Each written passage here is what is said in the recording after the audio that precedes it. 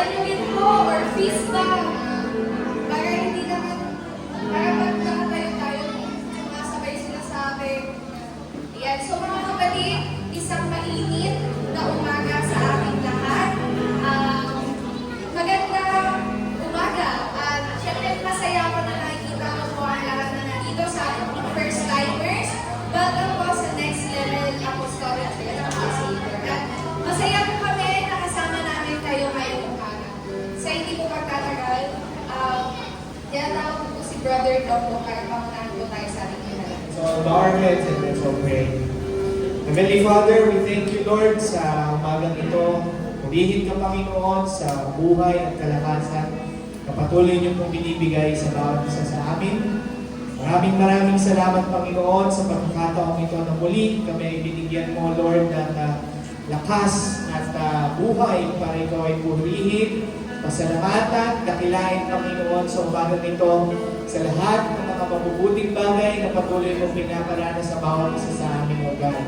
Lord, hinihiling namin muli ang magpapatawad mo po sa lahat ng aming mga kasalanan, O Lord, sa lahat ng aming po mga nagawang mali sa iyong harapan, Panginoon. Patawarin mo po kami, O God, at hinihiling namin, Panginoon, ang aming pong mga gagawing pag-aalay, ang aming pong papuri at pasasalamat sa iyo, Lord. Gawin mo po itong katanggap-tanggap, Lord, sa iyong harapan. Dalangin namin, Panginoon, na ikaw po ang siyang pumuno sa lugar na ito ng iyong banal na Espiritu. Touch each hearts, Panginoon, this morning. Hayaan mo, Panginoon, ang iyong banal na Espiritu pumilos sa aming mga kaluluwa, sa aming mga puso at isipan, na maituon namin, Panginoon, ang aming buong isipan at kalakasan sa pagpupuri at pagpapasalamat sa iyo, God. Lord, hinihiling namin, Panginoon, na sa aming mga kapatid na papunta pa lang dito, Lord, linisin mo lahat ng kanilang daraanan, alisin mo lahat ng hadlang, O Lord, at dalhin mo sila ng ligtas. Kasama namin sa pagpupuri at pagpapasalamat sa iyo, God. Katagpuin mo po, Panginoon, ang bawat isa na naririto, O Lord, ng iyong banal na Espiritu. Alisin mo lahat ng kabagabagan sa aming mga puso, sa aming mga isip, O God. At hayaan mo ng iyong presensya maging kapahingahan at kalakasan ng bawat isa sa amin sa umagang ito. In the mighty name of Jesus Christ we pray. Everybody shout, Amen. At sa umaga po ito, inaanyahan ko ang bawat isa na tayo ay magbuburi, magpapasalamat sa ating Diyos na buhay. Diyos na tapat sa ating mga buhay. Amen? Amen! Praise the Lord. Sama-sama po tayo mag-sing out sa Panginoon.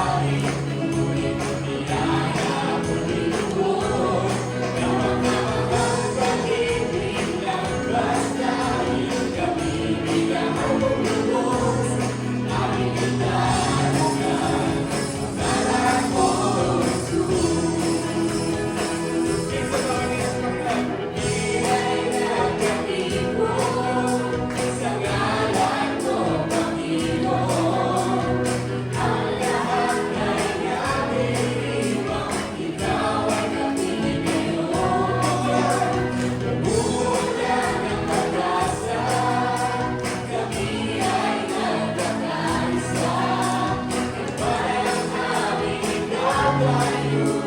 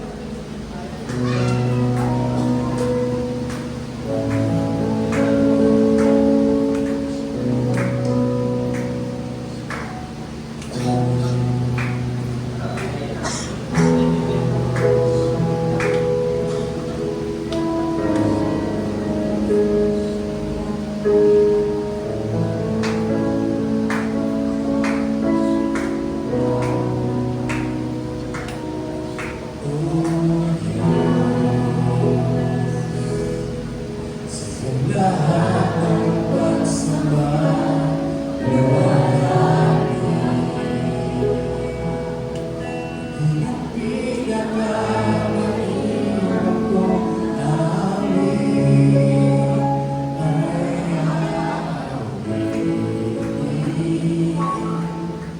sa'yo.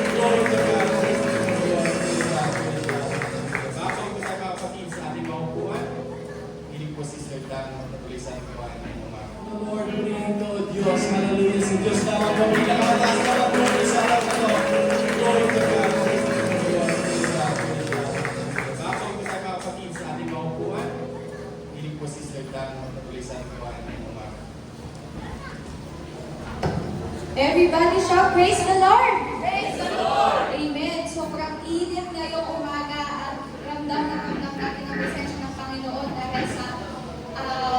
dahil sa ating praise and worship. Sa ating mga kapatid po na walang upuan na nandyan sa likod, meron pa po tayong spaces dito po sa harap para po hindi po tayo nakatapit tayo. Pwede po tayo pumasok dito at may mga spaces pa po tayo. At mga kapatid, gusto ko na rin pong kunin ang opportunity na to unang-una para magpasalamat sa ating Panginoon. Unang-una, salamat sa Panginoon sa buhay at kalakasan na patuloy na binibigay niya sa pang-araw-araw, hindi lang sa amin, syempre, pati sa aming family and syempre sa inyo mga kapatid. And also, nagpapasalamat ako sa Panginoon kasi sa mga hindi ko nakakaalam, ako po ay nagkaroon ng isang sabihin natin, hindi naman medyo malala, pero parang gano'n na. Nagkaroon po ako ng infection sa aking fallopian tube. Nakita po yun last 2 weeks ago.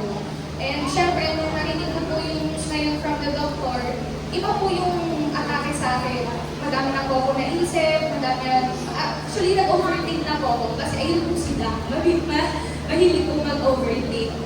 Dumating po na after po magpa-check up sa doktor, dahil na kung ano-ano po papasok sa isip ko, nagpakat po ako ng hair para po mawala yung stress ko. Pero yun nga po, glory to God, kasi dumating na po yung pinakaantay namin ni Mami, ni Sister Evie, nagpa-laboratory at nagpa-ultrasound na po ako last Thursday. Pero ang reading po talaga ng lab test ko is on Wednesday pa. Kasi yun po yung step ko. Pero, syempre, marunong naman po tayo magbasa. Nakita ko, wala na po paga sa fallopian tube ko. Kasi yun po yung unang kita ng doktor nung nagpa-check up po ako. Paga po ang fallopian tube ko and madami pong nana. Doon naman po sa ultrasound, lumabas na wala na po akong nana. Hindi po enlarge ang fallopian tube ko. Pero madami pong cysts na nakita sa left and right ovary, pati sa cervix.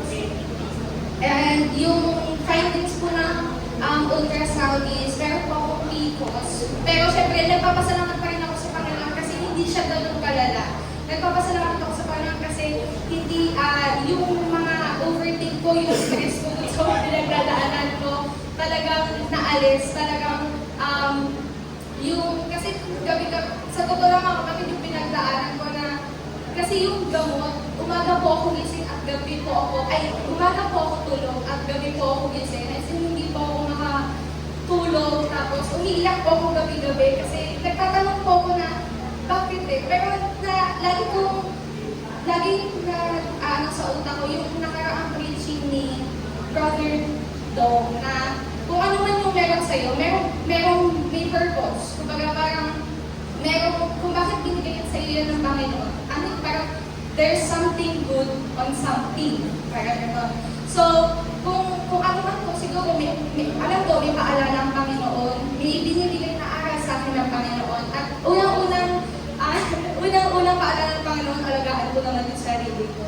Hindi yung over ako mag-work, over ako stress and everything. Kaya, sobra po ako nagpapasalamat sa Panginoon kasi lahat ng pag-aalala ko, wala na. Lahat ng iniisip ko, wala na. At magaling na po ako. Yes, amen. At sama-sama po tayong manalangin sa ating ginawang pagbibigay. Panginoon, ang mapagpalang Ama, kami po ay muling tumalapit. At nagpapasalamat, Panginoon, sa lahat ng blessings na binibigay mo, Lord God. Physical, Lord God, nagpapasalamat po kami sa strength, Panginoon, na binibigay niyo sa amin. Sa mentally, Lord God, sa strength, Lord God, ng pag-iisip, sa pag-iisip ng tama, ng matuwid, Lord God, at hindi mo po pinapabayaan, Lord God, na ang mga mali namin isipin, ang mga overthink and stress namin, Lord God, ang manahan, Lord God, sa amin. Maraming salamat po sa blessings niyo physically, mentally, financially, Lord God, sa mga handog at ikapunan na sa ating harapan. Panginoon, kayo po ang patuloy na mag-bless, Lord God, sa amin lahat, Lord God, sa aking mga kapatid, Lord God, sa kanilang trabaho, sa kanilang business, Panginoon, kayo po ang humawak sa kanila, kayo po ang patuloy magbigay ng strength sa kanila, Lord God, and guidance. Lord, nagpapasalamat rin po kami, Lord God, spiritually, Lord God, dahil muli po kami nagsama-sama dito sa inyong bahay-sambahan at dinala niyo po kami dito, Panginoon, na ligtas. Lahat po ng pabulit, pasasalamat at tinataas namin sa matamis kong pangalan ng Jesus' name. Amen.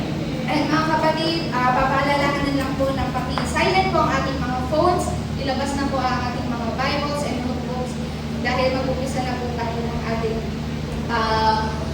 pinaka-importanteng gawain na papangunahan po ni Elder Mo. Kami, Lord God, spiritually, Lord God, dahil muli po kami nagsama-sama dito sa inyong bahay-sambahan at dinala niyo po kami dito, Panginoon, na ligtas. Lahat po ng pabulit, pasasalamat at tinataas namin sa matamis kong pangalan ng Jesus' name. Amen. At mga kapatid, papaalalahanan lang po ng paki-silent po ang ating mga phones, ilabas na po ang ating mga Bibles and notebooks dahil mag-umpisa na po tayo ng ating pinaka-importanteng gawain na papangunahan po ni Elder Mo. Palakpakan muna natin ang ating purihin ng Diyos. Parang ang dami nating bisita. Pwede po bang makita natin. Pwede po bang tumayo yung ating mga bisita sa araw? Praise the Lord! Welcome po sa ating panambahan at makakaupo na. Salamat sa Diyos at nawa ay patuloy kayong makakita ng biyaya sa ating gawain. Hallelujah. Inyong po lingkod, sa ngalan ng Next Level Apostolic Church of Savior, ay welcome po namin kayo at we are happy to be with you today. Salamat sa Panginoon. Tayo po lahat ay tumayo. Let's open our Bible in the book of Luke, chapter 18. Naka-plus po sa wikang Ingles. Babasahin ko po sa wikang Tagalog. Luke chapter 18 verses 1 to 8. At sinalita niya sa kanila ang isang talinhaga na sila'y dapat magsipanalangin lagi at huwag manganglupay-pay na sinasabi, may isang hukom sa isang bayan na hindi natatakot sa Diyos at walang taong pinagpipitaganan. At sa bayan niyaon ay may isang babaeng baho at siya ay naparoroong madalas sa kanya na sinasabi, iganti mo ako sa aking kaalit. At may ilang panahon na siya ay tumatanggi. Datapwat pagkatapos ay sinabi sa kanyang sarili, bagaman di ako natatakot sa Diyos at di nagpipitagan sa tao, gayunman, sapagkat nililigalig ako ng baon ito, ay igaganti ko siya. Baka niya ako bagabagi ng kapaparito. At sinabi ng Panginoon, pakinggan ninyo ang sinabi ng likong hukom. At hindi ba igaganti ng Diyos ang kanyang mga hirang na sumisigaw sa kanya sa araw at gabi? At siya'y may pagpapahinuhod sa kanila. Sinasabi ko sa inyo na sila'y madaling igaganti niya. Gayunmay, pagparito ng anak ng tao, makakasumpo kaya siya ng pananampalataya sa lupa. Tayo pong lahat ay sumandaling yumuko, tayo pong lahat ay manalangin. Dakilang Diyos, Amang Banal, kami po ay lubos-lubos ang pagpupuri at pasasalamat sa araw na ito na niloob mo na muli kaming magsama-sama upang makinig ng iyong mga banal na salita. Ama, sa oras na ito, hinihiling po namin ang muli mong paglalangis sa iyong lingkod na gagamitin. Ganon din sa bawat isang nakikinig. Ikaw, O Diyos, ang iyong banal na Espiritu ang siyang humipo sa puso at isipan ng bawat isa upang maunawaan namin, O Diyos, ang iyong kalooban para sa amin. Ikaw, ang aming inaasahan na sasama sa amin sa pasimula hanggang sa katapusan ng aming gawain nito.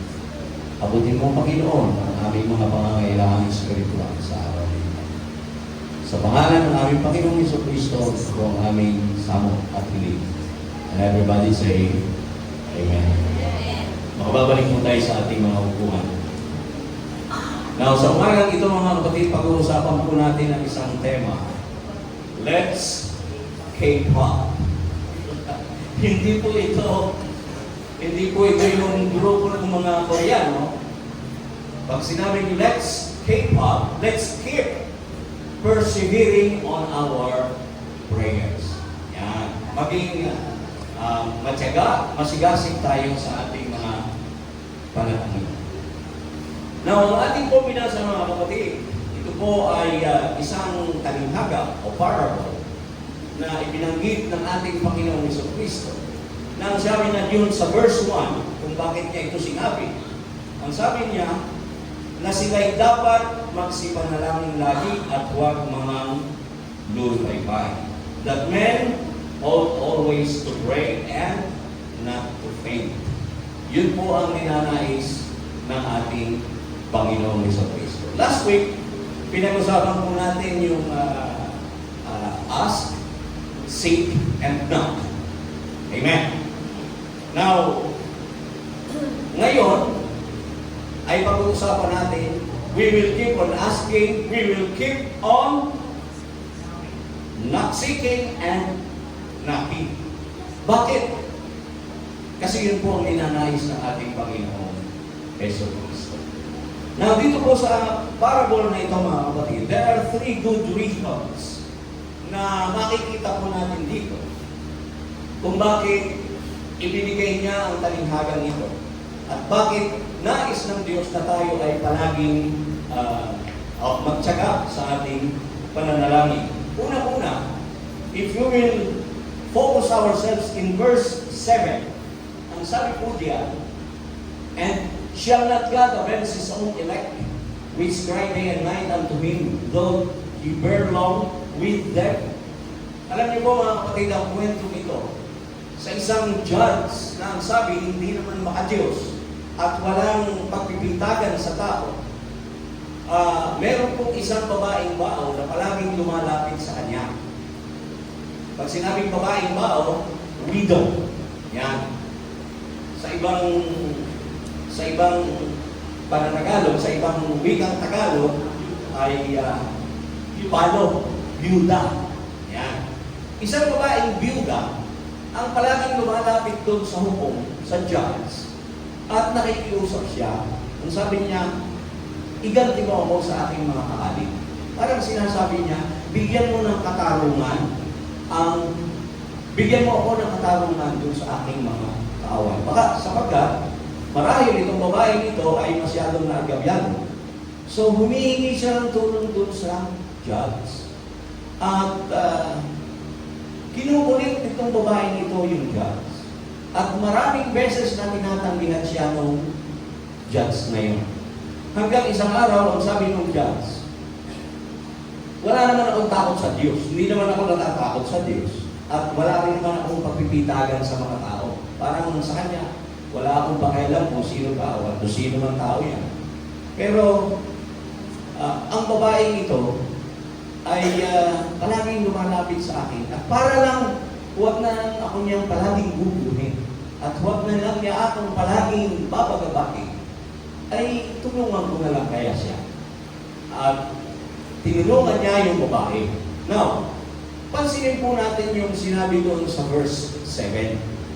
Kung yung judge na yon, na isang hindi naman natatakot sa Diyos at walang kapipitagan sa tao, dahilan sa pangungulit ng babae, ay ibinigay yung kanyang kahilingan. What more yung ating Diyos na mabuti? Na kung tayo ay palaging magtsatsaga sa ating pananalangin, ipaaabot natin sa Kanya yung ating mga kahilingan, hindi ba niya tayo sasagutin? Yun po ang sabi dito. Kaya ang sabi doon, nakikita po natin dito na binibigyan din dito ang kabutihan ng ating Diyos. Ang ating Diyos ay mabuti. At dapat lang na tayo talaga ay lumapit sa Kanya. At dun sa verse 8, ang sabi dito, I tell you that He will avenge them speedily. Nevertheless, when the Son of Man cometh, shall He find faith on the earth? So dito, makikita natin na ipinapakita rito, sapagkat siya ay mabuting Diyos, siya ay dakila, at siya ang kanyang kaluwalhatian ay magpakailanman. Na kapag lumapit tayo sa Kanya, dahilan doon sa Kanyang kabutihan, sasagutin talaga niya tayo. Because He is a great God. At nakikita niya ang ating lahat ng mga pangangailangan. Sabi nga natin, hindi pa man natin hinihingi, alam na ng Diyos yung ating kailangan.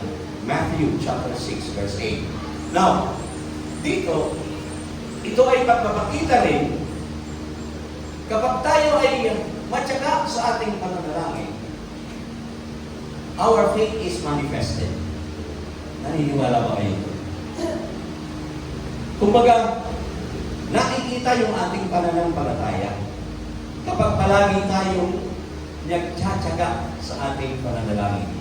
Alam nyo, ginamit ng ating Panginoong Jesucristo ang parable na ito. Sapagkat alam ng Diyos na ang ating buhay ay punong-puno ng mga kahirapan. Can you say amen?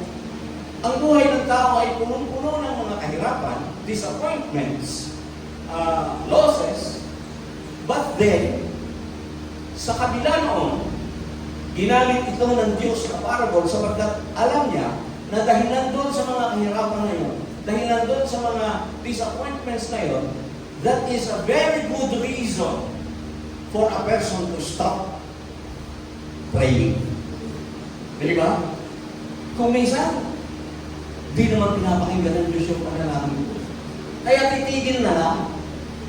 But then, ang sabi ng ating Panginoon Jesucristo, ginamit ko itong parabola ito para huwag kayong tumigil at patuloy kayong manalangin. Ano bang bagay na ating hinihingi? Ako na rin po ang nagsasabi sa inyo, huwag po tayong titigil.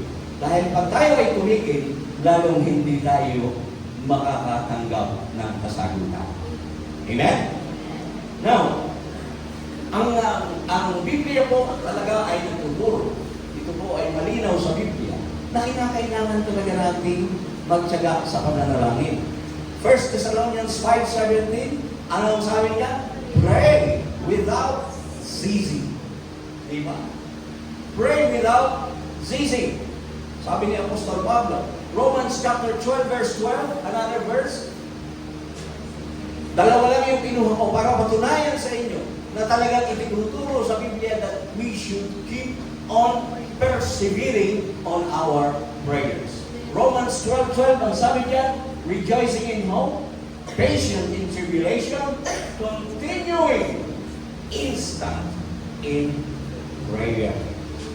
Tignan ninyo yan mga kapatid. Continuing instant in prayer. So, nais talaga ng Diyos na tayo ay palaging nananalangin at hindi po tayo kailanman titigil. Amen? Now, I would like to draw your attention in Isaiah chapter 42 verse 7.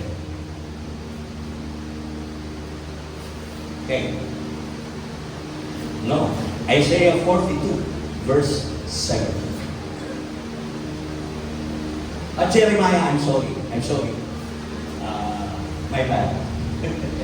Jeremiah 42 verse 7. Okay, yeah. And it came to pass after 10 days that the word of the Lord came unto Jeremiah.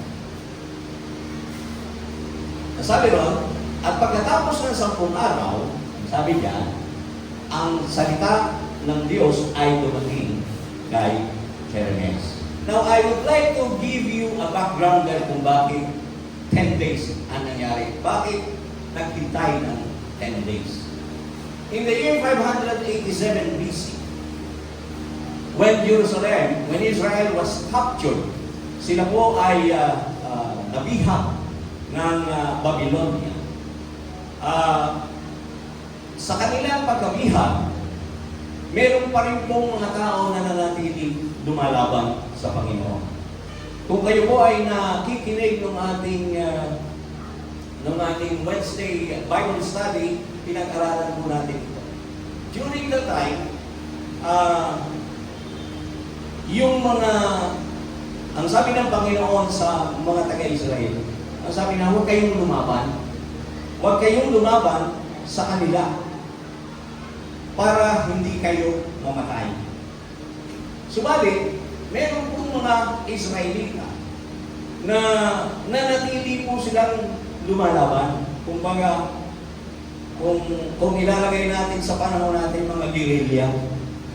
Mga guerrilla na ayaw talaga nilang magpasakop doon sa Babylonia.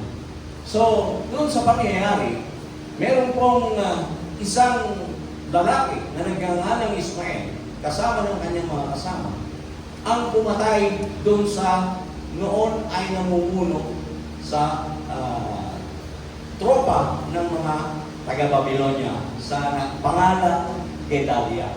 So, pinatay nila ito at dahilan doon, yung mga ibang mga Israelita na tao, sapagkat alam nila na kapag nalaman nung hari, yung kanilang ginawa, parurusahan sila. So itong si Johanan, kasama ng kanyang mga kasama, ay lumapit kay Jeremias, kay Jeremiah. At ang sabi nila, pwede mo ba kaming ikonsulta sa Diyos kung ano ang aming gagawin? At ang sabi nito si Jeremiah, o sige, kung ano ang sabihin sa akin ng Panginoon, yun ang sasabihin ko sa inyo. But then, nung lumapit itong si Jeremias, at ito yung napansin ko dito, bakit after 10 days pa?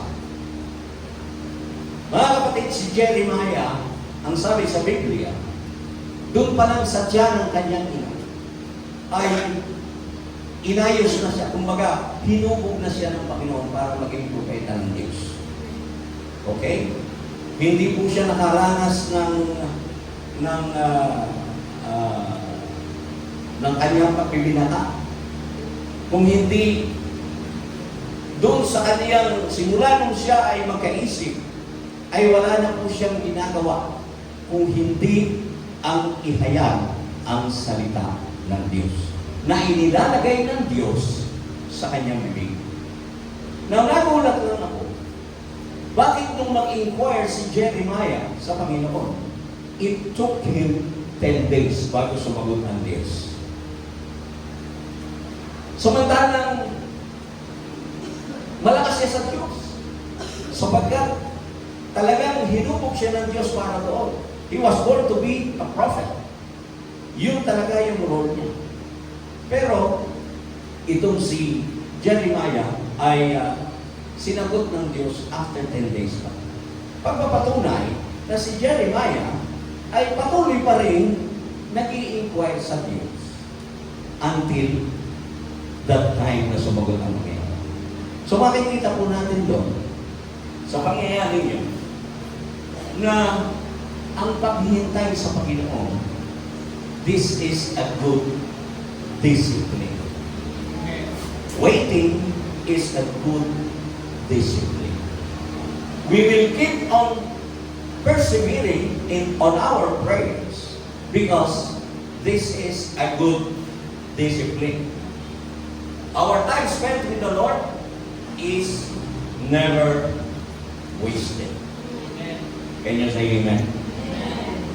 Our time spent with the Lord is never wasted. Now in Isaiah chapter 40, pwede na. Verses 27 to 31. Ang sabi dito, babasahin ko po sa Tagalog para mas maintindihan natin, mas maunawaan natin.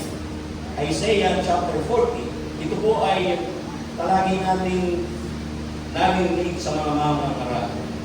Verses 27 to 31. Sabi dito, bakit sinasabi mo, O Jacob, at sinasalita mo, O Israel, ang daan ko ay lingid sa Panginoon, at nilalagpasan ng aking Diyos ang kahatulan ko.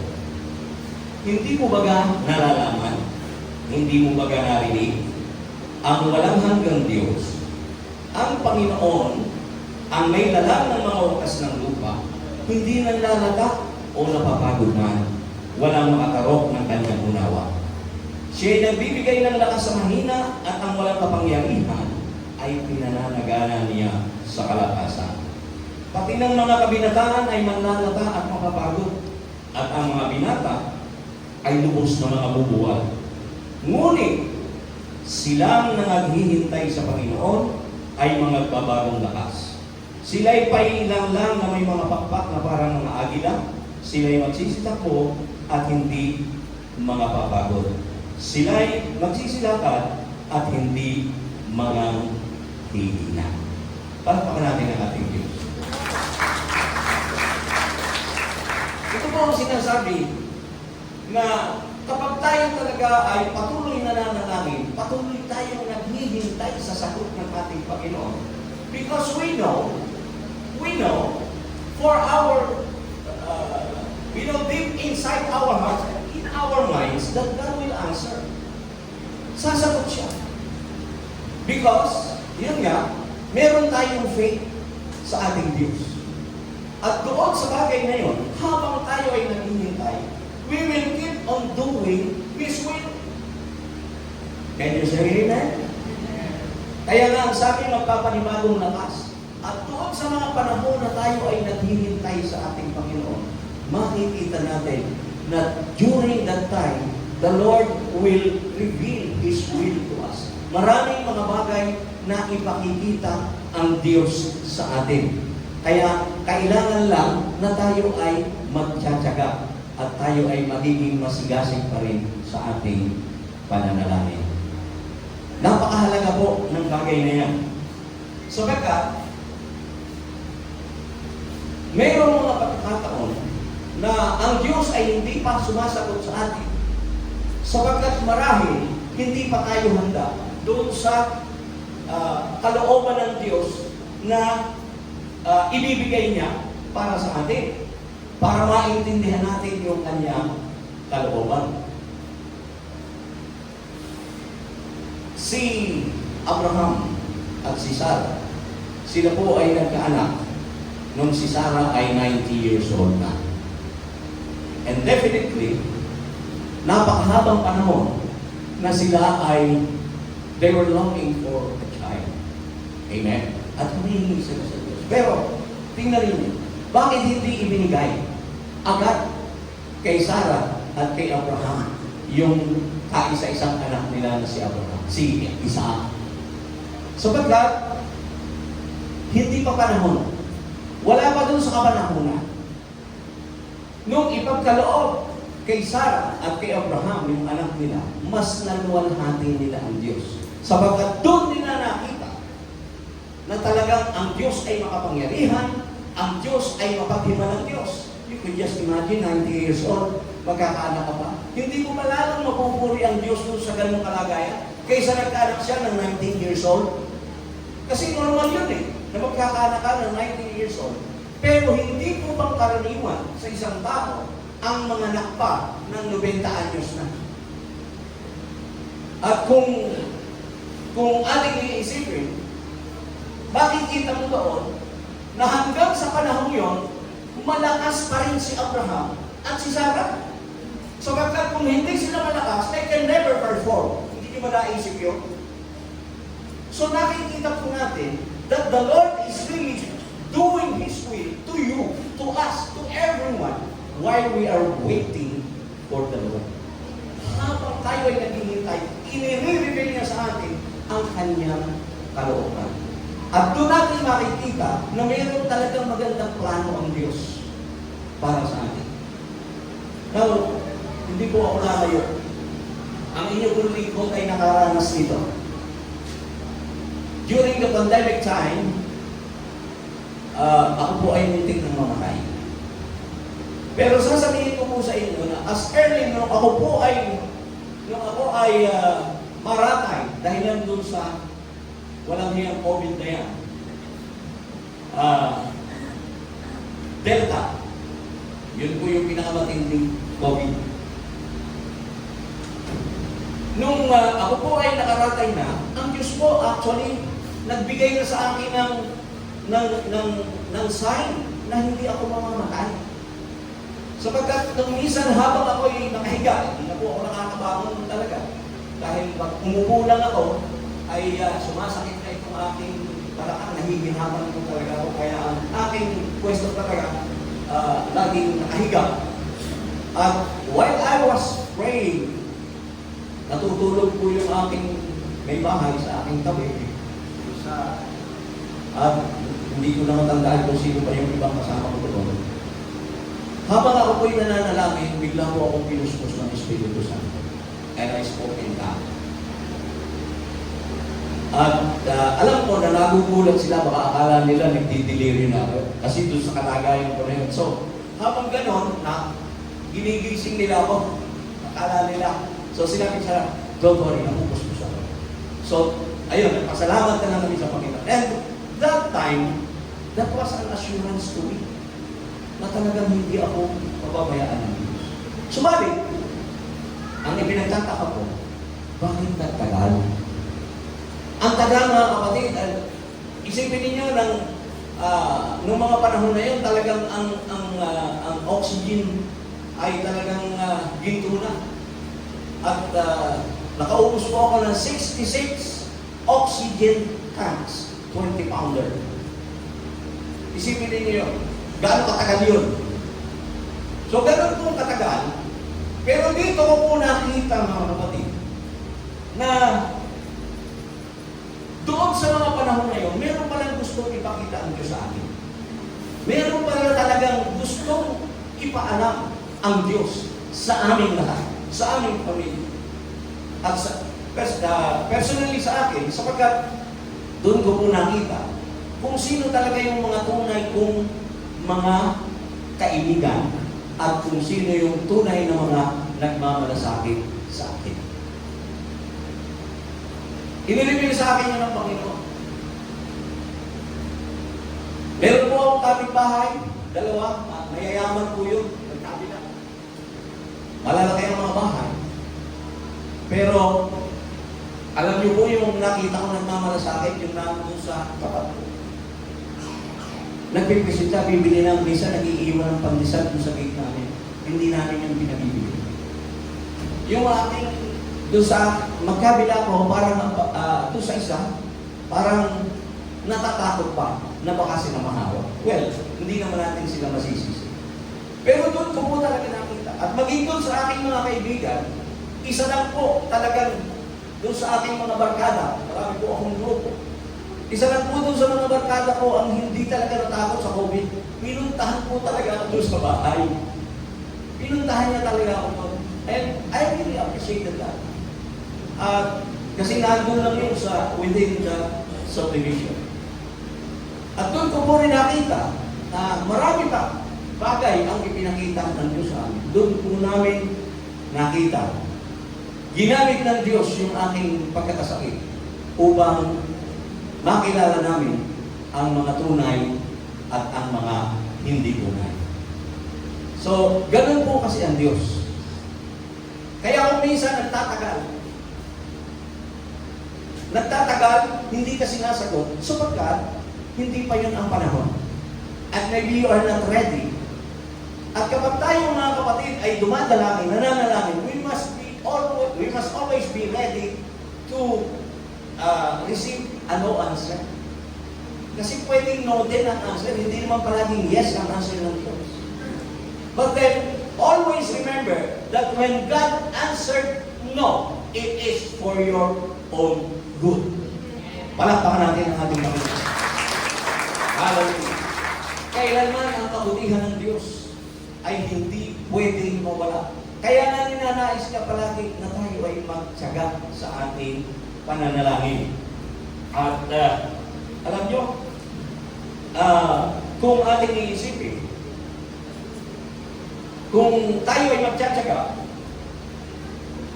ang Diyos naman hindi lang basta sasagot sa ating mga panalangin. Kung hindi talagang i-reveal niya yung kanyang will sa atin. Total, inumpisahan mo na rin lang magkwento sa aking sarili. Alam niyo po mga kapatid, bago po ako umabot sa ganitong kalagayan, matagal na po kami naglilingkod sa Panginoon. And we always travel. Ang mga gawain po ay malalayo. At sa katotohanan, hanggang sa ngayon, I always, weekly, nagpupunta ko ng Batangas para doon sa gawain doon. Babalik ako aalis ako ng Biyernes, babalik ako ng Sabado, Linggo, babalik naman, pupunta naman ako dito sa Rizal. Yun po ang routine ng inyong lingkod. At nung naunang mga panahon, mga kapatid, kami ni Sister Wen ay nakaranas talaga ng palaging nag-aalala pag kami ay bumibiyahe. Sapagkat yung kung aking sasakyan na ginagamit ay medyo naghihingalo na. Pag uminit ang ulo, hihinto. Nag-o-overheat. Kaya pag init ang ulo ng sasakyan, ay kung nasa super highway ka, problemang malaki. At nakaranas po talaga kami ni Sister Wen. Mabuti pa rin ang Diyos. Pinakita pa rin sa amin ang mabutihan ng Diyos. Biglang uminit yung ulo ng aking sasakyan sa Start Tollway. Mabuti na lang, at katatapos ng umulan. So anong ginawa ni Sister Wen? Nakakita siya, alam niyo ba yung tubo? Yung, di ba umulan? Tapos merong, parang pan, nagkakaroon ng konting pan. Nagsaka po si Sister Wen ito, hinati ko yung bote ng bottled water, hinati ko para maisalo. Para po palabigin ang ulo ng sasakyan ko.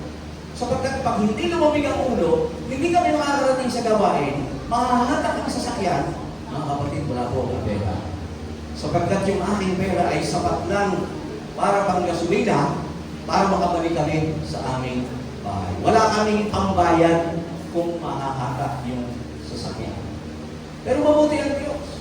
Sapagkat sa patuloy na pananalangin, mga kapatid, tiyaga talaga akong manalangin. Sabi ko sa Panginoon, hindi ko alam kung saan manggagaling, pero marami ng kaparaanan.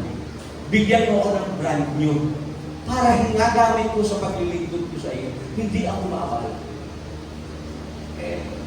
Hindi po agad ipinagkaloob ng Diyos yun. Yung brand new na yun. Ang pinagkaloob na brand new doon sa akin, nagkaroon siya ng brand new sasakyan. Yung kanyang ginagamit, yun yung napunta sa akin. Na yun yung aking dad. Mabuti tayo, meron tayong mga anak, mga babae. Payable or enable na lang. Yung bulog namin kasi yun na lang ang ibayad ninyo. Hindi pa nga tatanong, okay na. So salamat sa Panginoon. Nagamit ko yun. At pagkatapos noon, talagang ang Diyos sumagot din. Nung tayo ay mapalipat dito, sa big house, ipinagkaloob po ng Diyos sa akin yung bago kong sasakyan. Brand new. Hindi ko po alam, talaga. Ni sa hinaga, hindi ko alam na mangyayari. Pero nanatili ako. Sabi ko sa Panginoon, hindi ko alam, Panginoon, kung saan magkagaling. Wala naman akong trabaho. Wala naman akong ang aming pinagkakasya lang ay yung aming counting pension. Pero, hindi ako makakabili. Pero gumawa ang Diyos ng paraan. Sa isang mahimalang paraan talaga, gumawa ang Panginoon. Nagkaroon ako ng bagong sasakyan. At pagkatapos, mga kapatid, nagamit ko yun. Ang sabi ko, para magamit ko sa gawain, hindi ko talaga ipinagkakait yun kahit sa aputikan, kahit saan dadalhin ko. Kasi ang sabi ko, hiningi ko para magamit ko sa sasakyan. Kahit brand new, dala ko yan sa aputikan, kahit saan, hindi ko ipinagkailan. Hanggang isang araw, pagkatapos kong galing sa isang gawain, nakaparada dyan sa harapan, binangga. Tingnan niyo mga kapatid. Binangga. At wala na naman ako sa sakyan. Patay. At napakatagal mga kapatid. Meron namang insurance, bakit hindi maayos-ayos? Nagtatanong na rin ako ng pangot, Panginoon. Habang ako'y nakikipag-usap sa Diyos, Panginoon, naglilingkod ako sa iyo. Galing ako sa gawain, ba't hinayaan mo mangyari yun? Ngayon ko lang po nakita. Alam niyo kung bakit? Sapagkat ang inyong pong lingkod ay tumatanda na. At yung sasakyan ko na yun ay medyo matagtag. At pag ako may nagbibiyahe, sa totoo lang, pagdating ko ng bahay ko, plakda ako. So alam niyo ang ginawa ng Panginoon? Pinalitan niya. Yung pong insurance, binayaran ako, at yung ibinayad ng insurance, ibinili ko naman ng aking sasakyan ginagamit ngayon na mas komportable kaysa doon sa dati. Sapagkat nakita ng Panginoon, tumatanda ka na, kailangan ay yung komportable sa sasakyan ang gagamitin. Sapagkat totoo naman po mga kapatid, sapagkat alam niyo, hindi nyo lang napapansin, habang ako po ay nakatayo rito, ito po ay ang inyong pong lingkod ay nagturusa. Sapagkat sumasakit na po yung aking mga tuhod. Baka isang araw magre-request na po ako dito ng high chair. Para pag ako nag-preach, kahit baka upuman lang ako. Sapagkat kapag nagtagal po ako lang nakatayo, yung aking bahay parang ayaw nang mabalik ko. But mabuti ang Diyos, mga kapatid. At doon ko po talaga nakita, huwag ka lang talagang titigil sa pananalangin. Ipagkakaloob ng Diyos lahat ng pag-ibig. Mabuti ang Diyos. talaga ang ating Panginoon. Now, bakit kailangan? Because it reveals the quality of our faith. Kapag tayo ay tumigil sa pananalangin, anong klaseng pananampalataya meron ka? Kapag nagsawa ka, di ba? So, if you are persevering on your prayers, then it reveals the quality of your faith. Yung pananampalataya natin. Alam niyo, meron pong isang napakagandang halimbawa sa Biblia ng isang tao na talagang makikita natin na talagang yung kalidad ng kanyang pananampalataya ay ipinakita niya. In 2 Corinthians chapter 12, verses 7 to 10, ang sabi niya, this was the story of Paul. Sabi niya, unless I should be exalted above measure through the abundance of the revelations, there was given to me a thorn in the flesh, the messenger of Satan to profane me, lest I should be exalted above measure. For this thing I besought the Lord thrice, that it might depart from me. And he said unto me, my grace is sufficient for thee, for my strength is made perfect in weakness. Most gladly therefore will I rather glory in my infirmities, that the power of Christ may rest upon me. Therefore I take pleasure in infirmities, in reproaches, in necessities, in persecution, in distresses for Christ's sake. For when I am weak, then I am strong. Alam niyo si Apostol Pablo, nung siya ay tawagin ng Panginoon, binigyan siya napakadakila ng ginagawa ng Diyos sa kanya. Maraming himala ang nangyari during his ministry. At sa mga panahon na yon, ang sabi, para daw hindi siya magpalalo, hindi siya magyabang, binigyan siya ng tinik sa laman. Yung tinik sa laman na yon, mga kapatid, until this time, ay hindi po nalaman.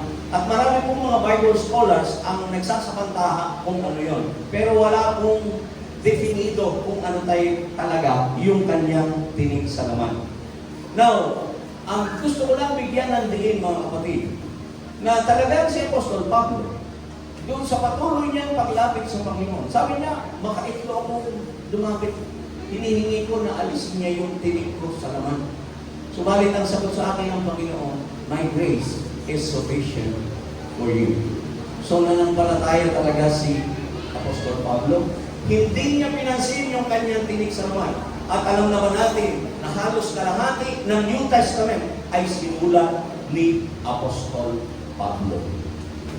So talagang sa kabila ng tinik sa laman na meron siya because he has a sincere faith, talagang nanatili siya na naglilingkod at marami pong mga iglesia ang natayo dahilan sa ministeryo ni Apostol Pablo.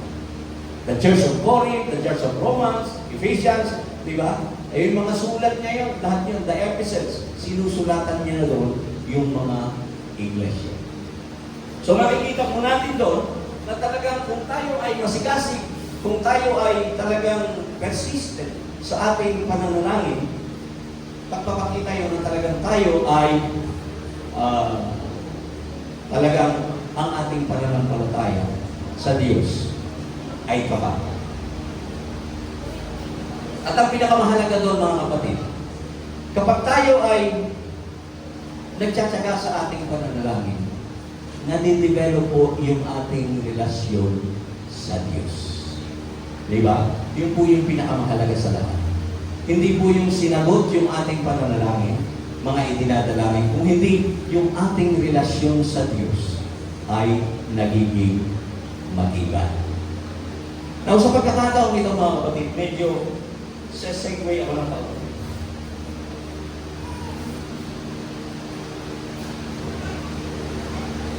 Napakahalaga talaga ng relasyon natin sa Diyos. At hindi lahat ng nananalangin ay mayroong tamang relasyon. And I am very sure that if you don't have the right relationship with God, yung inyong panalangin ay baka hindi ipagkaloob ng Diyos. Naniniwala ba kayo doon? Now, speaking of relationship,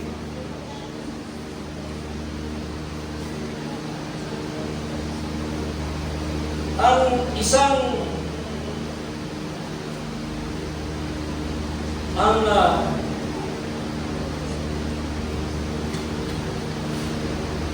anumang klase ng relihiyon meron pa.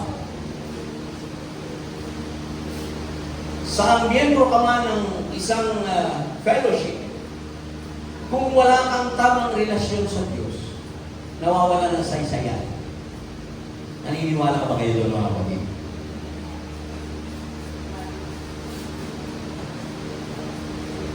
Kaya ikaw ay isang Katoliko, ikaw ay Iglesia ni Cristo, o ikaw ay miyembro ng Next Level Apostolic Church of the Savior, ng NLAS, if you do not have the right relationship with God, mawawala ng saysay lahat yan.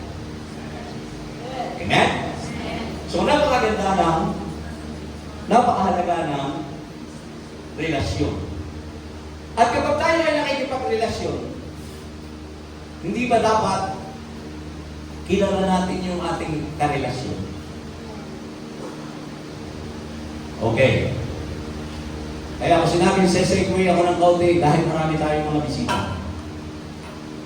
Ang pinag-uusapan natin ay patuloy na pananalangin which requires a good relationship with God. It requires a good and true and right relationship with God. Now, wala pong halaga kung wala tayong tamang relasyon. Kapag ikaw ay makikipagrelasyon, boyfriend o girlfriend, hindi ba dapat kilala mo yung boyfriend mo bago mo sagutin? Bago mo siya sinagot, kinilala mo muna. Di ba? Ganun din. Sa ating pakikipagrelasyon sa Diyos, kailangan kilala natin ang Diyos. Ang tanong, gaano mo kakilala ang Diyos? Sa ating mga bisita, gaano ninyo kakilala ang Diyos? Sino ba yung Diyos na yan? Ano ba siya? Ano ba kanyang pangalan? May pangalan ba yan? Kasi palagi sa ating paglilingkod, palagi ay magsisimba. Kasi kailangan kong makipagrelasyon sa Diyos. Kailangan meron akong magandang relasyon sa Diyos. Ay, sino ba yung Diyos na yan? Yung ba yung mga nakasabit dyan sa nakikita natin? Sino ba yan? Yung ba yung nakikita natin na iba't iba ang kulay? May maitim, may maliit, may malaki. Yung ba yung Diyos? Now, kaya ko po sinasabi ito mga kapatid, sapagkat dapat ay makilala muna natin ang ating Diyos. Ang sabi sa aklat ng Deuteronomy chapter 6, verse 4. Hallelujah. Hear, O Israel, the Lord your God is one Lord. Dinggin mo, Israel, ang inyong Diyos ay isang Panginoon. So meron lamang iisang Diyos. Makinig, ha? Meron lamang iisang Diyos. Okay. At ang sabi, sa aklat ng Isaiah chapter 45, verses 21 to 22, mabagal. Ang sabi diyan, meron lamang isang Diyos at tagapagligtas. So meron lamang isang Diyos at yung Diyos na yon ay siyang tagapagligtas. Isaiah 45, 21 to 22. Mabagal kumindot yung ating... Okay. Mabagal yung internet. Joke lang. Anyway, ang sinasabi po dyan, na meron lamang isang Diyos at tagapagligtas. So, ang Diyos, isa. Ang tagapagligtas, isa. So, ibig sabihin, isa lang ang Diyos. Dinggin mo, Israel, ang ating Diyos ay isang Panginoon. Ngayon, yung Diyos na yan, ano ba yan? Ano ba yung Diyos na yan? Ang sabi sa John 4:24, God is a spirit, and they that worship Him must worship in spirit and in truth. John chapter 4, verse 24. Ang Diyos ay isang espiritu, at ang sa Kanya ay magsisamba ay dapat sumamba sa espiritu at sa katotohanan. So ano pagkakilala natin sa Diyos? Kung inaakala natin noon na ang Diyos ay yung mga nakikita natin diyan, yung mga kung ano-anong iba't ibang kulay, iba't ibang laki, hindi po. Ang Diyos ay isang espiritu.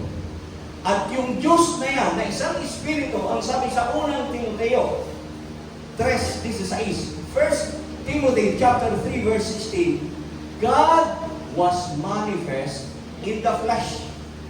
Ang Diyos ay nahayag sa laman. 1 Timothy 3:16. Yung Diyos na isang espiritu ay nahayag sa laman. At yun pong pagpapahayag ng Diyos na yan sa laman ay inihula na ni Propeta Isaias.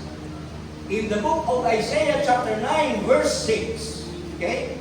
Ang sabi doon, at sa inyo at ipanganganak ang isang bata, at ang kanyang pangalan ay tatawaging kamangha-mangha, makapangyarihang Diyos, Prinsipe ng kapayapaan, walang hanggang Ama.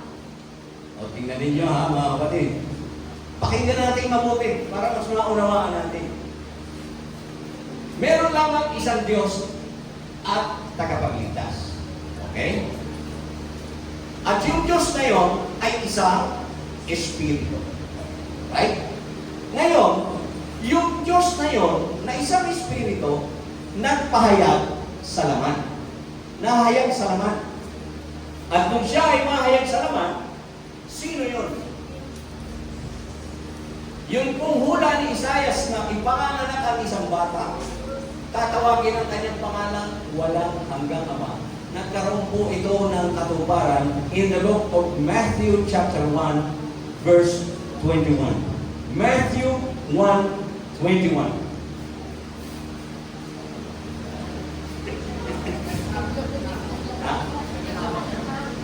Okay. Nagham. I-ready mo na lang kaya para ito nang mabasa, Brother Tom. Matthew 1:21.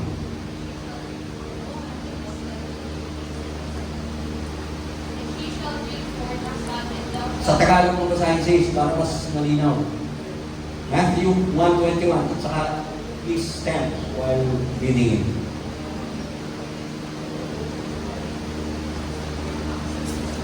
Magsisilang siya ng isang batang lalaki. Magsisilang siya ng isang batang lalaki. Tanda. At Jesus ang ipapangalan mo sa sanggol. At Jesus ang ipapangalan mo sa sanggol, Sapagkat ililigtas niya ang kanyang bayan sa kanilang mga kasalanan. sapagkat ililigtas niya ang kanyang bayan sa kanilang mga kasalanan. Ano ang sabi sa Isaiah? May ipanganganak na isang batang lalaki. At ang kanyang pangalan ay tatawagin walang hanggang Ama.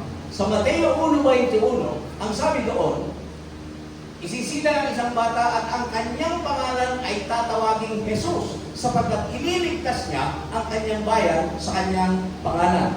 In the book of Isaiah 45:21 and 22, ang sabi doon, meron lamang isang Diyos at tagapagligtas. So kung yung isinilang na tatawaging Jesus ay magliligtas sa kanilang bayan, sa kanilang mga kasalanan, therefore, that Jesus is God.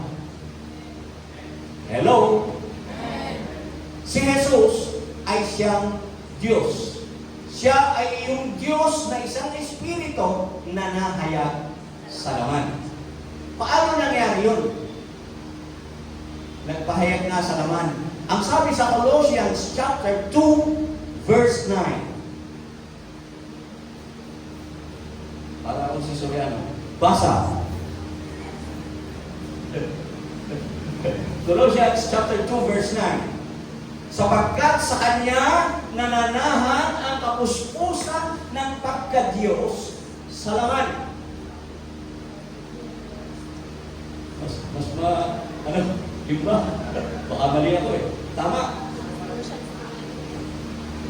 Colossians chapter 2, verse 9. Sapagkat ang buong kalikasan ng Diyos ay na kay Kristo sa kanyang pagiging tao. Yan yung sa magandang bad. Ibang salin, ibang salin. Ganun din ang ibig sabihin. Sa Kanya nananahan ang kapuspusan ng pagka-Diyos sa naman. For in Him dwells the fullness of the Godhead bodily. So, ibig sabihin, yung isang espiritu na yun, nagdamit ng laman. Para madali nating maintindihan, yung isang Diyos na isang espiritu, nagdamit siya ng laman. Bakit siya nagdamit ng laman? Kasi kinakailangang iligtas tayo ng Diyos sa ating mga kasalanan.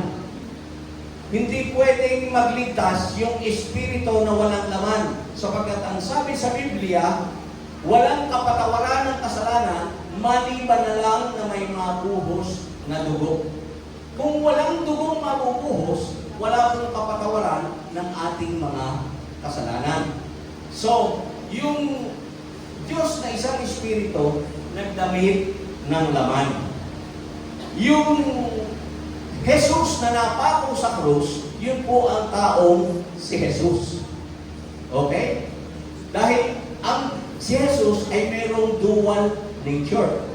Okay, dual nature. He is God and He is also man. Alin ang man? Yung tao, yung may dugo at laman. But the spirit within that man, that's God. Yun ang Diyos. Okay, bakit namatay yung tao na si Kristo? Para iligtas tayo sa ating mga kasalanan. So ngayon, sino yung Diyos? Si Jesus. Ano siya? Espiritu. Okay? So, kilala na natin talaga ang Diyos. Ilan siya? Isa lang. Okay? Ang Diyos ay isang Espiritu. Ang kanyang pangalan ay Jesus. Ngayon, kilala natin ang Diyos. Ang pinag-uusapan natin, relasyon. Paano ka ngayon magkakaroon ng relasyon doon sa nag-iisang Diyos na yon?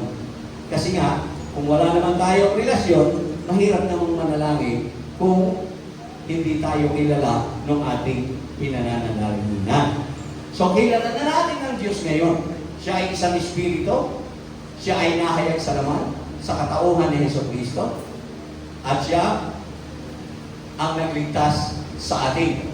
Ngayon, ang tanong, kilala ka ba ni Kristo? Lahat ng kilala ni Kristo dito, magsabi kami, praise the Lord.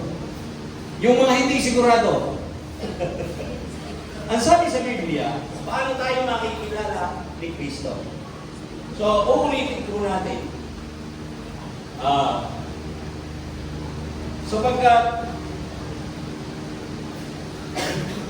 Sapagkat tayo mga kapatid, ang sabi sa Biblia, lahat ng tao ay nangagkasala at hindi nakaabot sa kaluwalhatian ng Diyos. Ngayon, nung ang tao ay magkasala, nawala ang ating relasyon sa ating Diyos. Dahilan doon sa ating kasalanan. So, bagamat kilala tayo ng Diyos, nagkaroon ng barrier yung ating relasyon doon sa Kanya. Ngayon, para mawala yun, kinakailangan natin tanggapin ang ating Panginoong Jesucristo. Now, in the book of John, chapter 1, verse 12, ang sabi dito, pakinggan niyo mga kapatid, datapwat ang lahat ng sa Kanya'y nagsitanggap, ay pinagkalooban niya sila karapatang maging mga anak ng Diyos. Sa makatuwid bagay, ang mga nagsisisampalataya sa Kanyang pangalan. Para ka pala magkaroon ng karapatang maging anak ng Diyos. Okay? Kinakailangan mo siyang tanggapin. Hello? Malinaw ang sabi dito. Magkakaroon ka ng karapatang maging anak ng Diyos kapag siya ay iyong tinanggap. Ang tanong, paano mo siya tatanggapin? How will you receive Him? Ang sabi sa Biblia, Lahat tayo nagkasala. At para tayo magkaroon ng relasyon sa ating Diyos, kinakailangan wala tayong kasalanan. Amen? Sapagkat hindi tayo kikilalanin ng Diyos kung nasa kasalanan pa rin tayo. Kaya, ang sabi ng ating Panginoong Jesucristo, nagbigay siya ng utos sa kanyang mga alagad para ang mga tao ay tumanggap ng kaligtasan. Sabi niya sa aklat ng Mark chapter 16 verses 15 and 16. Ang sabi niya noon, kumayo kayo sa buong sanlibutan. Ipangaral ang ebanghelyo sa lahat ng tinapat. Ang sumampalataya at mabautismuhan ay maliligtas. At ang hindi sasampalataya ay palulusan. Doon sa utos na yun, mga kapatid, malinaw, ang sabi, kumayo kayo sa buong sanlibutan, ipangaral ang ebanghelyo. Ano ba yung ebanghelyo? Ang ebanghelyo, mga kapatid, ayun ang sinasabi sa unang Korinto, kapitulo 15, na si Jesus ay namatay, siya ay nalibing, siya ay nabuhay na maguli para sa ating mga kasalanan. Yun po yung gospel. Na ang sabi doon, kapag ito ay sasampalatayanan natin, ay magkakaroon tayo ng kaligtasan. Babasahin ko po sa inyo. 1 Corinthians chapter 15. Ang sabi dito, ngayon ipinatagtalastas ko sa inyo mga kapatid ang ebanghelyo na sa inyo'y aking ipinangaral na inyo namang tinanggap na siya naman inyong pinananatilihan. Sa pamamagitan naman ito'y ligtas kayo kung matyaga ninyong iingatan ang salitang ipinangaral ko sa inyo. Maliban na kung kayo'y nagsipanampalataya ng walang kapuluhan. Sapagkat ibinigay ko sa inyo una sa lahat ang aking naman tinanggap. Ito yung ebanghelyo na si Kristo ay namatay dahil sa ating mga kasalanan ayon sa mga kasulatan.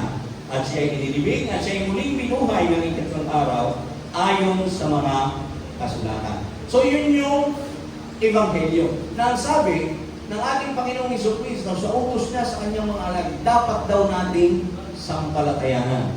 At kapag tayo ay sumampalataya, tatanungin ko po kayo, sumasampalataya ba kayo sa ebanghelyo na si Jesus ay namatay, nalibing at nabuhay na maguli para sa kasalanan mo? Amen. Ano ang kasunod? Ang sumampalataya at mabautismuhan ay maliligtas. Subalit, ang hindi sasampalataya ay parurusahan. Tanong, anong klaseng bautismo? Ang sabi sa Gawa 2:38, magsisi kayo at magsipagbautismo ang bawat isa sa inyo sa pangalan ni Jesucristo. Para saan? Para sa kapatawaran ng mga kasalanan. Pansinin po natin yon.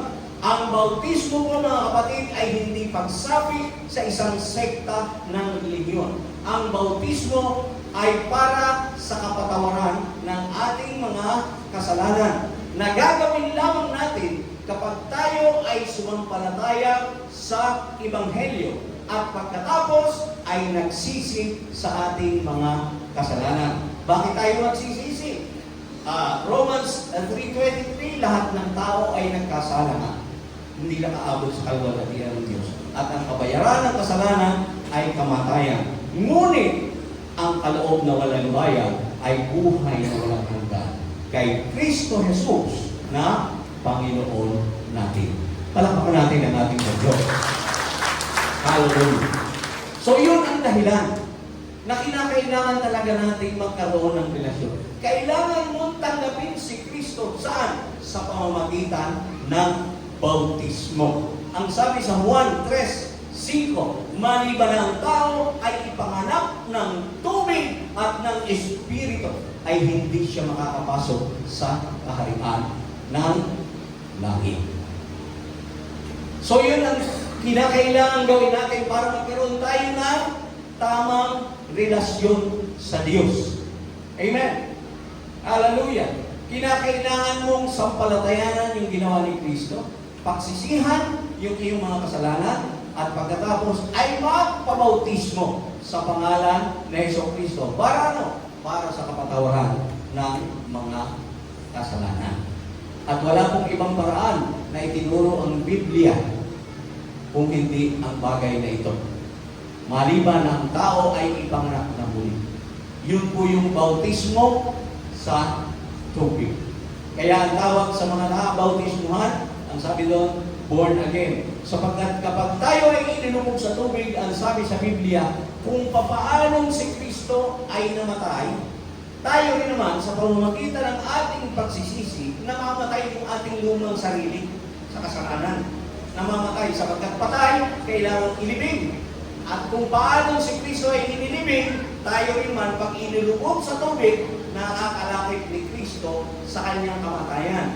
At kung paano si Kristo ay nabuhay na muli mula sa mga patay, tayo rin naman pag-ahon natin sa tubig ay bago na nilalang. Born again. Ipinanganak na muli. So ang born again po ay hindi sekta. Ito po ay isang karanasan na dapat maranasan ng mga taong nagnanais magkaroon ng tamang relasyon sa Diyos. Bakit ba tayo nagsisimba? Sapagkat gusto natin maging kalugod-lugod sa ating Diyos. Ay di mas maganda kung itatama muna natin yung ating relasyon. Ang sabi sa Biblia, Galacia 3:27, ang lahat ng sa Kanya'y, ang lahat ng nangabautismuhan kay Kristo. Ang sabi doon, lahat ng nangabautismuhan kay Kristo ay ibinihis si Kristo. Kaya ang ating relasyon ngayon, kapag ikaw ay nagsisi sa iyong mga kasalanan, nagpabautismo, ang ating Diyos na isang Espiritu, ang tingin ngayon sa atin ay walang iba kung hindi ang kanyang anak, yung katuwiran ng kanyang anak na si Jesucristo.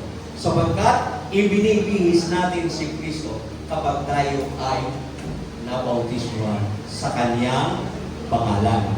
Hindi po sa pangalan ng Ama, ng Anak, at ng Espiritu Santo. Hindi po doon, sapagkat ang Ama, Anak, at Espiritu Santo ay mga common name. Di ba? Common name yun. Ang pangalan ng iisang Diyos na tinawag na Ama. Bakit tinawag na Ama? Siya ang lumalang sa atin. Bakit tinawag siyang Anak? Sapagkat iniligtas tayo sa ating mga kasalanan. At bakit Espiritu Santo? Sapagkat yun ang tunay niyang kalagayan. God is a spirit, and they that worship Him must worship in spirit and in truth. Ang sabi sa Biblia ni Jesus Christ, I am the way, the truth, and the life. No one comes to the Father except through me. Believe in God, who is a spirit. Believe in Jesus, who is the truth. Worship Him in truth and spirit. If you worship Jesus Christ, you are worshiping truth and spirit. Palakpakan natin ang ating Diyos. Hallelujah. Now, lagi tayong mananalangin, dapat tama muna ang relasyon natin. Amen? So, magpatuloy tayo mga kapatid. Yan ang sinasabi natin, that the great benefit of persevering in prayer is that we develop a good relationship with God. Amen? Yun ang, kapag nagkaroon na tayo ng magandang relasyon, hindi yung sinagot yung ating panalangin. Kailangan yung tama at magandang relasyon sa Diyos. At na lang yung mga kasagutan sa ating mga panalangin. Amen? Tayo pong lahat ay tumayo. Punihin ang ating Panginoon. Salamat sa Diyos. Panatilihin namin matatag ang ating relasyon sa ating Diyos. At doon sa ating mga bisita, sana pagkulay-kulayan natin yung ating narinig. Hallelujah. Napakahalaga na tayo ay kilala ng ating Diyos. Maaaring kilala natin siya Para lang presidente ng Pilipinas, kilala natin ang presidente ng Pilipinas, pero hindi tayo kilala ng ating presidente. Hallelujah. Ganon din sa ating Diyos. Dapat kilala natin siya at kilala niya tayo. Kinikilala niya tayo bilang anak at siya bilang ating ama. Purihin ang Diyos. At sa pagkakataong ito mga kapatid, lumapit tayo sa ating Diyos. Hallelujah. Ayusin natin ang ating mga relasyon sa ating Panginoon. Pagsisihan natin yung ating mga kasalanan. Alam nyo, sabi ng iba, wala naman akong kasalanan eh. Wala naman akong inaargabyado kapwa. Akala lang natin yun. Pero ang kasalanan po ay nagsisimula sa isip. May kasalanan sa isip, may kasalanan sa salita, at may kasalanan sa gawa. Alin man sa lahat ng ito mga kapatid, kasalanan pa rin sa Diyos. Kaya sa pagkakataong ito, makipag-usap tayo sa ating Diyos at Ama. Kausapin natin siya. Hallelujah. Pagsisihan natin yung ating mga nagawa. Sa loob ng isang linggo, maraming nangyari. Maaaring nakapagsalita ka ng hindi mabuti sa iyong kapwa. Maaaring nakapag-isip ka rin ng hindi mabuti sa iyong kapwa. At maaaring meron kang ginawa na hindi rin mabuti sa iyong kapwa. Ang lahat ng yan ay idulog natin sa Diyos. Hallelujah. Sa pagkakataong ito, habang nakayupo ang ating mga ulo, nakataas ang ating mga kamay, bilang tanda ng ating pagpapakababa at pagsuko sa Diyos. Kausapin natin siya. Makipag-usap ka sa Kanya bilang anak na nakikipag-usap sa Kanyang Ama. Ang Diyos, ang sabi niya, ang sinumang sa akin ay lalapit. Kailanman ay hindi ko itatakwil. At kung iuumpisan ninyo ang inyong mga kasalanan, siya ay tapat at banal na tayo ay patatawarin at lilinisin tayo sa lahat ng ating mga kalikuan. Napakabuti ng ating Diyos. Hallelujah. Huwag tayo magsawa ng paglapit sa Kanya. Hallelujah. Yung ating mga panalangin hanggang ngayon ay wala pa rin kasagutan. Huwag nating pagsamaan na idulog sa ating Diyos.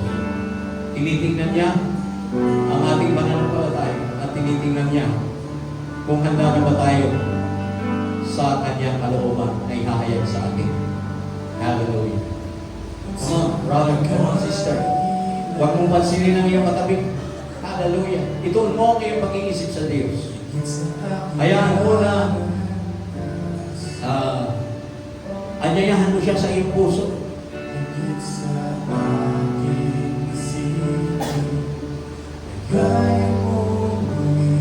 Oh yes, Lord. Higit pa sa ating kailangan. Hallelujah. Minsan ay hindi na muna, higit sa aking isipin, ay kaya mong Kapangyarihan ng ating Diyos. Lahat ng ninanais natin, hindi pa nalaman natin, lahat ng kailangan natin, hindi pa natin hinihingi, alam na ng Diyos. Subalit, nais niya na lumapit tayo sa Kanya upang ipakita natin ang ating pagdepende sa Kanya.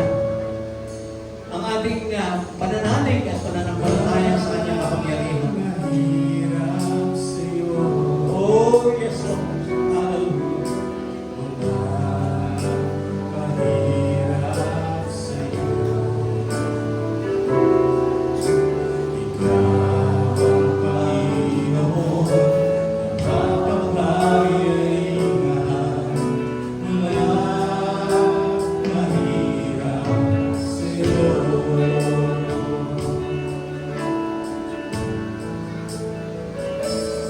higit sa aking kailangan, Thank you, Jesus. higit sa aking karanasan,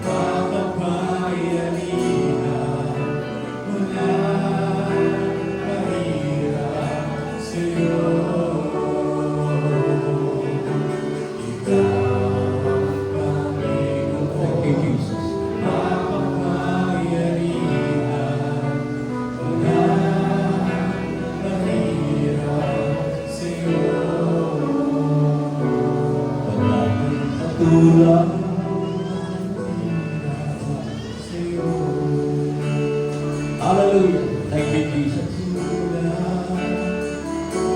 Wala nang higit sa'yo, wala kang katulad. Wala nang kapantay sa'yo, ikaw ang Diyos, noon pa man, maging ngayon at kailanman, sa panahon at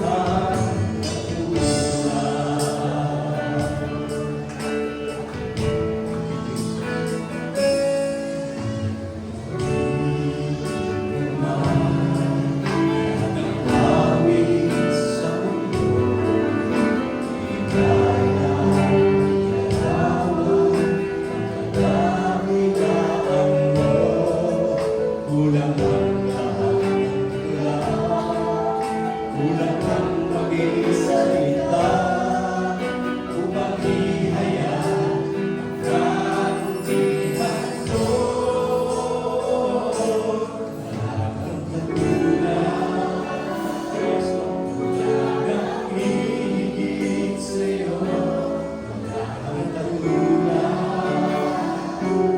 wala kang kapantay sa'yo, ikaw ang Diyos, noon pa man, maging ngayon at kailanman, sa tamang panahon, wala kang katulad.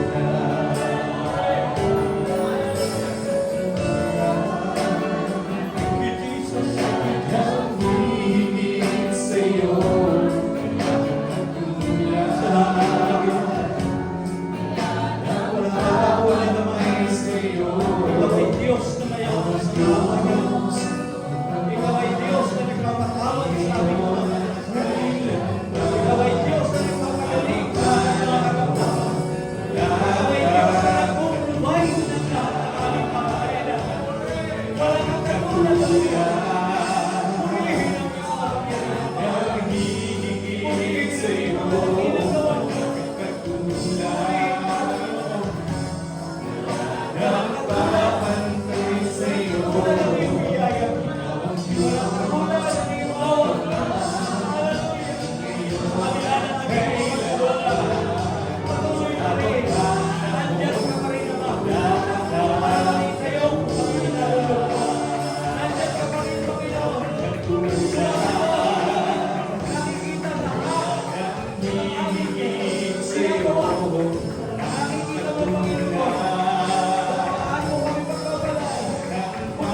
Higit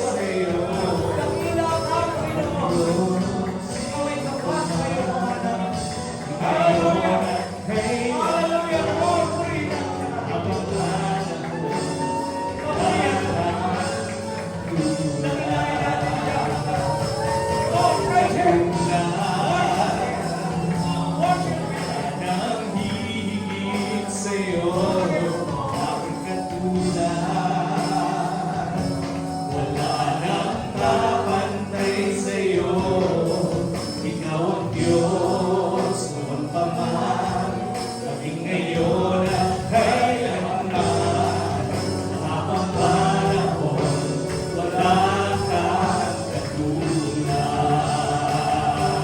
Wala kang katulad,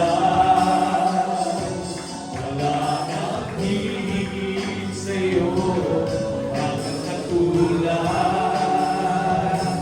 wala nang papantay sa'yo, ikaw ang Diyos, noon pa man, maging ngayon at kailanman, sa habang panahon, wala kang katulad.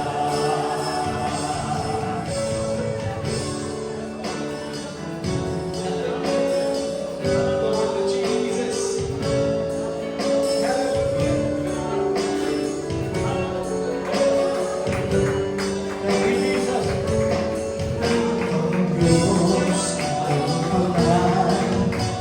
ngayon at kailanman, sa habang panahon, wala kang katulad.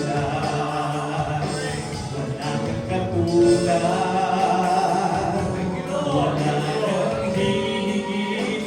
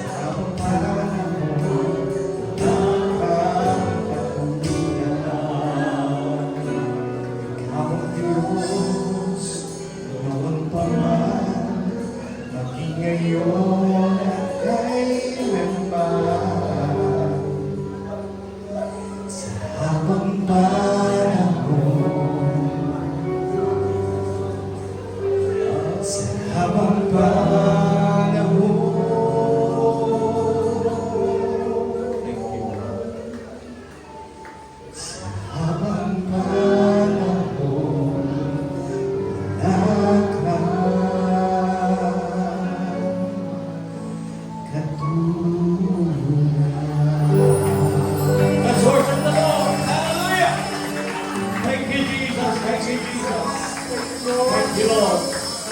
Hallelujah. Tayo po lahat ay manalangin sa ating pagtatapos. Dakilang Diyos, Panginoong Yesus, maraming pong salamat sa iyong mga salita na nahayag sa araw na ito. Salamat po, Panginoon, sa mga katotohanan na ipinahayag mo sa amin. Tunay nga, O Diyos, na hindi kami kailangang magsawa. Hindi kami kailangang tumigil. Pagkus magpatuloy kami na nagtsitsaga at humihingi sa iyo, Panginoon, sapagkat ito ang kalooban mo para sa iyong mga anak. Nais mo, O Diyos, na kilalanin ka namin bilang Diyos na siyang nagbibigay ng lahat sa amin. Nais mo, Panginoon, na kilalanin namin na wala kaming magagawa kung hindi sa pamamagitan mo. Salamat po sa iyong mga salita, O Diyos. At patuloy kaming umaasa na ikaw pa rin ang siyang kikilos sa buhay ng bawat isa sa amin. Sa aming pasamantalang pag-iwalay, Ama, ang iyong pag-iingat, ang iyong patnubay, ang patnubay ng iyong banal na Espiritu, ang patuloy mong ipagkaloob sa bawat isa. Kumaasa po kami, Panginoon, na muli mo kami babalik sa aming susunod na gawain na palagi na ay dala-dala ang tagumpay. Ito po ang aming inaasahan, ito po ang aming itinadalangin sa iyong dakila at makapangyarihang pangalan. Sa pangalan ng aming Panginoon Hesus Kristo, ang lahat ay magsabi na Amen. Nagapit po natin ang masmas ng ating iglesia. Katapos-tapusan, mga kapatid, paalam na. Makatibay kayo, mga tatag kayo.